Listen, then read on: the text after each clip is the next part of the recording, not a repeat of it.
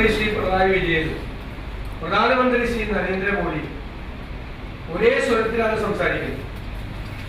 ഇവരുടെ പ്രസ്താവനകൾ ഏതോ ഒരു കേന്ദ്രത്തിൽ ഒരുമിച്ച് തയ്യാറാക്കിയതുപോലെയാണ്, ഒരേ ടോണിലാണ് രണ്ടുപേരും സംസാരിക്കുന്നത്.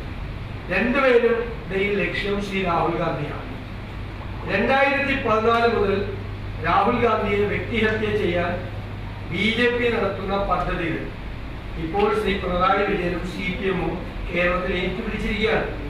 2014 മുതൽ രാഹുൽ ഗാന്ധിക്കെതിരെ എന്താണ് നരേന്ദ്രമോദിയും BJP നേതാക്കളും പ്രചരിപ്പിച്ചത്? അതിപ്പോൾ 10 വർഷം കഴിഞ്ഞപ്പോൾ കേരളത്തിൽ CPM-ഉം പിണറായി വിജയനും ആവർത്തിക്കുകയാണ്. ഒരേ സ്വരം, ഒരേ രീതിയിലാണ് അവർ മുന്നോട്ട് പോകുന്നത്. പ്രധാനമന്ത്രി പറയുന്നു രാഹുൽ ഗാന്ധി ഉത്തരേന്ത്യയിൽ മത്സരിക്കാതെ കേരളത്തിലേക്ക് ഒളിച്ചോടിയത്. പിണറായി വിജയനും അതേ വാചകം ഇന്ന് പറയുകയാണ്. ഇന്നലെ രണ്ടുപേരും കൂടി തീരുമാനിച്ചത് പോലെയാണ്. ഇന്ന് വീണ്ടും പറയുകയാണ് രാഹുൽ ഗാന്ധി. ഇന്നലെ പ്രധാനമന്ത്രി പറയുന്നു, ഇന്ന് മുഖ്യമന്ത്രി പറയുന്നു രാഹുൽ ഗാന്ധി ഒളിച്ചോടിയത്. ഈ പ്രധാനമന്ത്രി ഗുജറാത്തിലല്ലോ മത്സരിക്കുന്നത്, വാരണാസിയിലല്ലോ മത്സരിക്കും, വാരണാസിയിൽ മത്സരിക്കും അല്ലേ? എന്നിട്ട് ആ പ്രധാനമന്ത്രി പറയുകയാണ് രാഹുൽ ഗാന്ധി അവിടെ മത്സരിക്കുന്നില്ലായിരുന്നു. ഞങ്ങളിത് ഓരോ ഏത് സീറ്റിലും മത്സരിക്കണം, എങ്ങനെ പ്രചരണം നടത്തണം എന്നത് അതാത് പാർട്ടികളെല്ലാം തീരുമാനിക്കേണ്ടത്. ഞങ്ങളുടെ പ്രചരണം എന്തായിരിക്കണം, ഞങ്ങളുടെ സ്ഥാനാർത്ഥി ആരായിരിക്കണം, ഞങ്ങളുടെ സ്ഥാനാർത്ഥികൾ എവിടെ മത്സരിക്കണം എന്ന് തീരുമാനിക്കുന്നത് ഇന്ത്യൻ നാഷണൽ കോൺഗ്രസ് അല്ലേ? ഞങ്ങളുടെ പ്രചരണം എങ്ങനെയാണ്, ഞങ്ങൾ പ്ലക്കാർഡ് പിടിക്കണം, കൊടി പിടിക്കണം എന്ന് തീരുമാനിക്കുന്നത് ഞങ്ങളല്ലേ? അത് BJP-യുടെ ഓഫീസിലോ CPM-ന്റെ ഓഫീസിലോ തീരുമാനിക്കപ്പെടേണ്ട കാര്യമല്ല. ഇപ്പൊ കണ്ണൂര് മുഖ്യമന്ത്രി അടക്കമുള്ള CPM-ന്റെ പ്രധാനപ്പെട്ട നേതാക്കളെല്ലാം മത്സരിക്കുന്നത് കണ്ണൂരാണ്. അവിടെയാണ് ബൂത്ത് കൊടുത്തുള്ളത്, അക്രമങ്ങളുള്ളത്, ഏറ്റവും കൂടുതൽ പ്രശ്നങ്ങളുള്ള സ്ഥലമാണ്. നിങ്ങൾ അവിടെ മത്സരിക്കാതെ എറണാകുളത്ത് വന്ന് മത്സരിക്കാൻ ഞാൻ പറയോ? ഞങ്ങൾ അങ്ങനെ പറയില്ല. ആർട്ടിസ്റ്റോട് മത്സരിക്കുക, അവരുടെ പാർട്ടിയാണ് തീരുമാനിക്കുന്നത്. എന്റെ ജില്ലയായ എറണാകുളത്ത് വന്ന് മത്സരിക്കാൻ ധൈര്യം ഉണ്ടെന്ന് ഞാൻ മുഖ്യമന്ത്രിയോട് ചോദിക്കേണ്ട ആവശ്യമില്ല.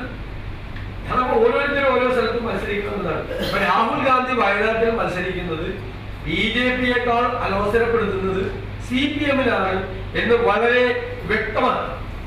പിന്നെ മുഖ്യമന്ത്രി പറയുന്നത് എന്റെ സമനില തെറ്റിയത്.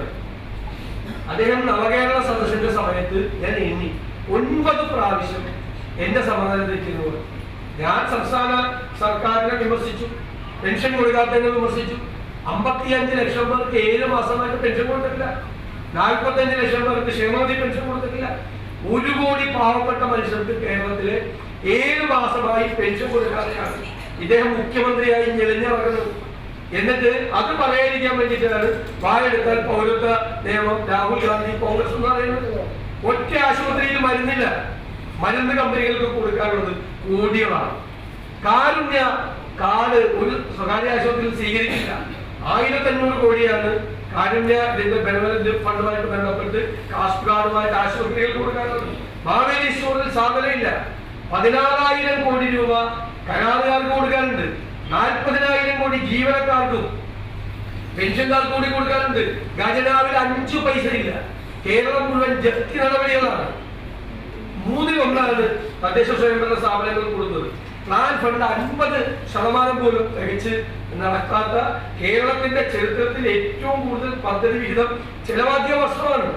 അപ്പൊ ഞാൻ അതിന് മുഖ്യമന്ത്രിയെ വിമർശിക്കുമ്പോൾ മുഖ്യമന്ത്രി എനിക്ക് സമാധാനം അദ്ദേഹം പണ്ടുപോലെ ഇത് പറയുന്ന ഒരാളാണ്.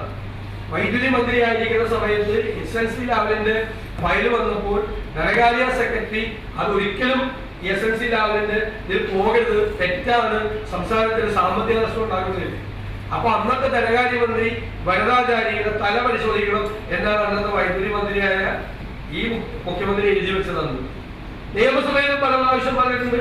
ആരെതിർത്താലും ആരുടെ സമനില തെറ്റി തല പരിശോധിക്കണം എന്നാണ് പറയുന്നത്.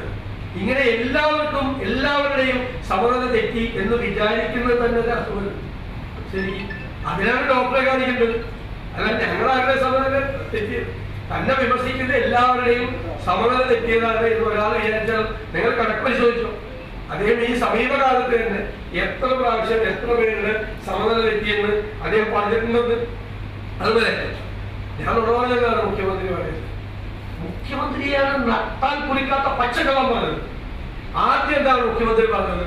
CA പൗരത്വ നിയമം പാർലമെന്റിൽ വന്നപ്പോൾ കോൺഗ്രസ് MP-മാർ കോൺഗ്രസ് പ്രസിഡന്റിന്റെ വീട്ടിൽ ഭക്ഷണം കഴിക്കാൻ പോയി, അവർ ചർച്ചയിൽ പങ്കെടുത്തില്ല അല്ലേ?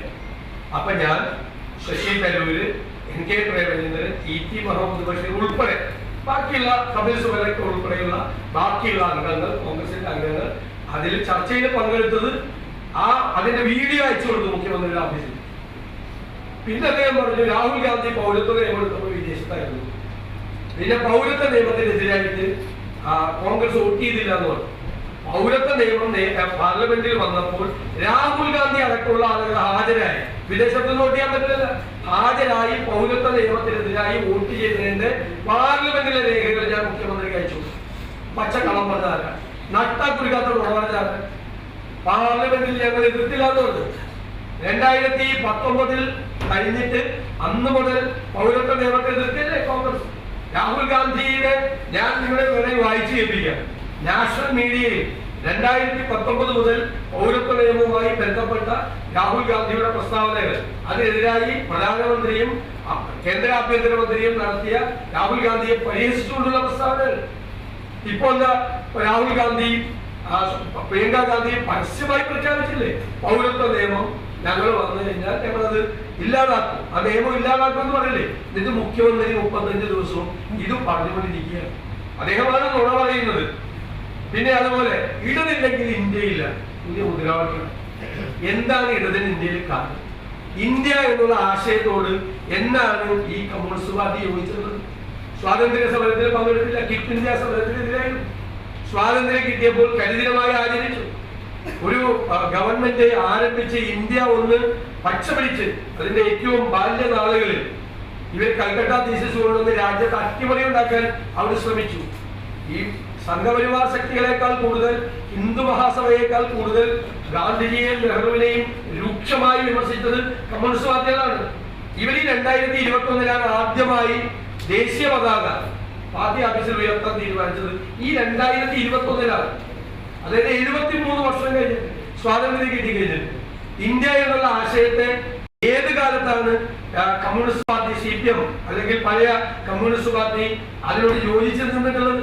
അവരും ഈ ഹിന്ദു മഹാസഭയും ഈ ഹിന്ദുത്വ ശക്തികളും എല്ലാം അന്ന് കോൺഗ്രസിനെതിരായിരുന്നു, അവരെല്ലാം ഒരുമിച്ചായിരുന്നു. പിന്നെ മുഖ്യമന്ത്രി പിണറായി വിജയൻ പറഞ്ഞല്ലോ RSSന്റെ വോട്ട് വേണ്ടാന്ന് ഞങ്ങൾ പറഞ്ഞിട്ടുണ്ട്, പക്ഷെ എപ്പോഴും പറഞ്ഞിട്ടില്ല, ചില സമയത്ത് അത് വാങ്ങിച്ചിട്ടുണ്ട്. പിണറായി വിജയൻ RSSന്റെ വോട്ട് തേടി ജയിച്ച് ജനപ്രതിനിധിയായിട്ടുണ്ട്, MLA ആയിട്ടുണ്ട്. എന്നിട്ട് പറഞ്ഞുകൊണ്ടിരിക്കുകയാണ് ഇപ്പോഴും അത് തന്നെ സംസാരിച്ചു. അപ്പൊ ഇടതില്ലെങ്കിൽ ഇന്ത്യ എന്ത് സ്ഥാനമാണ്? ഇടതിലുള്ളത് കോൺഗ്രസ് ഇല്ലെങ്കിൽ എങ്ങനെയാണ് ഈ ഫാസിസ്റ്റ് വിരുദ്ധ വർഗീയ വിരുദ്ധ പ്ലാറ്റ്ഫോം ഉണ്ടാകും? ഞങ്ങൾക്ക് ഒറ്റ മറുപടിയില്ല. ഫാസിസ്റ്റ് വിരുദ്ധ വർഗീയ വിരുദ്ധ പ്ലാറ്റ്ഫോം മൈനസ് കോൺഗ്രസ് എന്ന് പറഞ്ഞാൽ പിന്നെ എന്താ? കോൺഗ്രസ് ഇല്ലെങ്കിൽ എന്താ? ഒറ്റ മറുപടിയാണ് ഞങ്ങൾക്ക്. കോൺഗ്രസ് ഇല്ലെങ്കിൽ ദേശീയ തലത്തിൽ എന്ത് പ്ലാറ്റ്ഫോം? അതാണ് ഞങ്ങളുടെ ചോദ്യം. പിന്നെ